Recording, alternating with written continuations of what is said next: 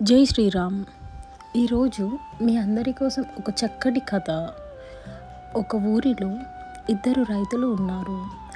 ఒక రైతు ప్రతిరోజు విత్తనం వేసి నీరు పోసేవాడు.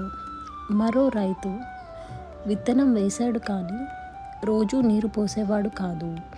దేవుడే చూసుకుంటాడు అని చేతులు ముడుచుకొని కూర్చున్నాడు. కాలం గడిచింది. మొదటి రైతు పొలంలో పంట పండింది. రెండో రైతుకి ఏమవుతుంది?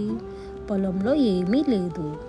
అప్పుడు రెండో రైతు అడిగాడు, దేవుడు నన్నెందుకు ఆశీర్వదించట్లేదు? దేవుడికి నేనంటే ఇష్టం లేదా? దేవుడు మొదటి రైతు వైపునే చూస్తున్నాడు, నన్ను పట్టించుకోవట్లేదు అని రెండో రైతు చాలా బాధపడ్డాడు. అప్పుడే ఒక స్వరం వినిపించింది, నేను నీ పని చేయను, నువ్వు చేసే ప్రతి పనికి నేను ఫలితాన్ని ఇస్తాను.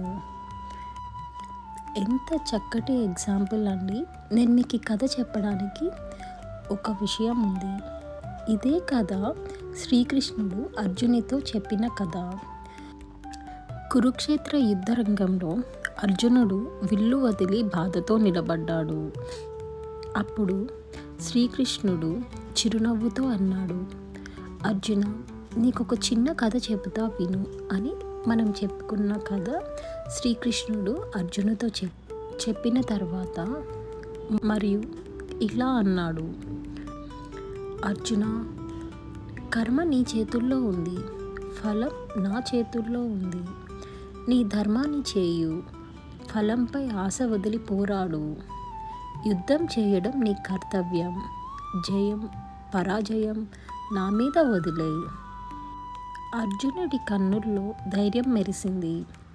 విల్లు మళ్ళీ చేతికి తీసుకున్నాడు. జై శ్రీకృష్ణ. ఇదే కాదండి, ఏ పనైనా సరే మనం చేసే పని మనం చేస్తే దైవం మన పనికి తప్పకుండా ఫలితం ఇస్తారు. జై శ్రీరామ్. ఇలాంటి మరిన్ని కథల కోసం మన ఛానల్ని సబ్స్క్రైబ్ చేయండి.